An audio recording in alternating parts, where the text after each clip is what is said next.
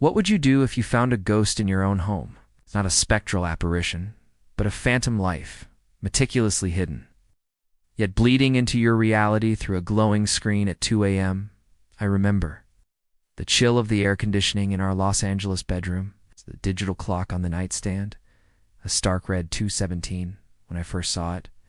Sarah, my wife of 10 years, was asleep beside me, or so I thought. Her hand, usually resting on my chest, was clutched around a second phone, its screen casting an eerie blue glow on her face.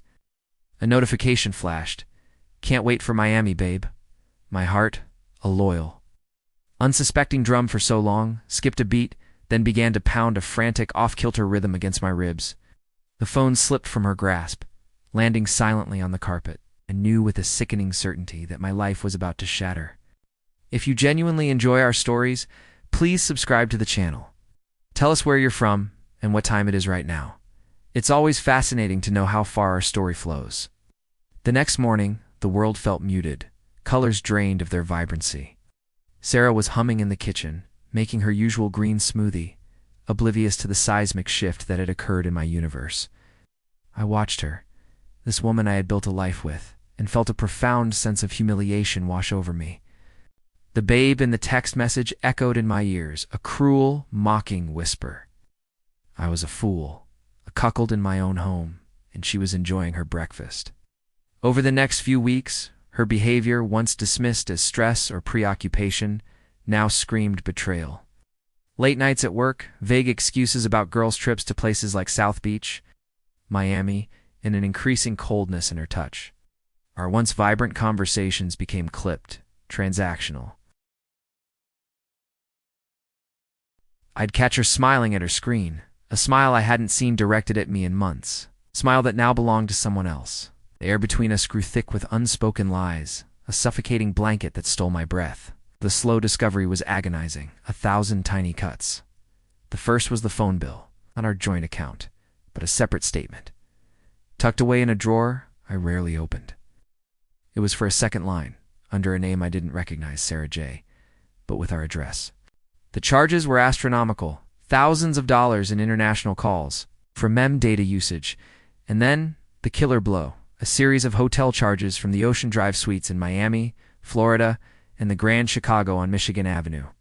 My credit card, linked to this phantom account, was bleeding money, funding her secret life. Remembered her conference in Chicago, her yoga retreat in Miami. Each memory twisted the knife deeper. I started checking her car mileage, cross-referencing her late work nights with traffic patterns on the 405. I found receipts for expensive dinners at places like Per Se in New York City. Far from her supposed office in downtown LA, the dates on the receipts matched her business trips. One evening, I overheard a hushed phone call from the patio. "He suspects nothing," she whispered, her voice laced with a smugness that made my blood run cold. "Just keep him distracted." The he was me. I was the distraction. Sarah became a master manipulator. She'd turn every question into an accusation, every concern into an attack on my trust. "Why are you so insecure, Mark?" she'd sneer, her eyes hard. "Can't a woman have her own life?" She made me feel like the villain for simply existing, for daring to question her carefully constructed facade. The affair partner, a man named David, a colleague she'd mentioned once or twice, seemed to float above it all, untouchable, a ghost in my marriage, enjoying the spoils of my broken home. I saw a picture of them on her hidden phone, laughing, arms around each other, on a yacht off the coast of Marina del Rey. He looked smug, triumphant. I hit rock bottom. I'd sit in my office, staring at the wall, the weight of her betrayal crushing me. The loyal husband, the provider, the man who believed in forever, was shattered. I cried silently in the shower, the water washing away my tears, but not the pain. The thought of confronting her, of unleashing the ugliness, terrified me. What if I was wrong? What if I was just paranoid? But the evidence, cold and hard, was mounting. Then a switch flipped. The broken man began to strategize. The loyal husband became ruthless. I started gathering proof meticulously, like a detective building a case. I hired a private investigator, a discreet woman named Alina, from a firm on Sunset Boulevard. She confirmed my worst fears. David, a senior partner at her firm, was indeed the other man. Alina provided photos, timestamps, hotel records, and even recordings of their conversations. I downloaded all her phone records, credit card statements, and even installed a keylogger on her laptop.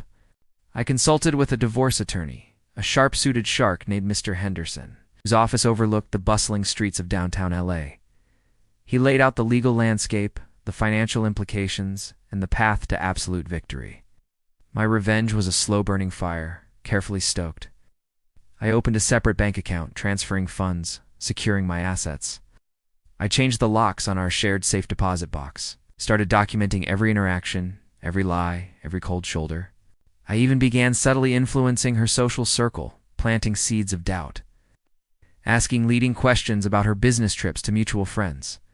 The traps were set, invisible threads waiting to ensnare her.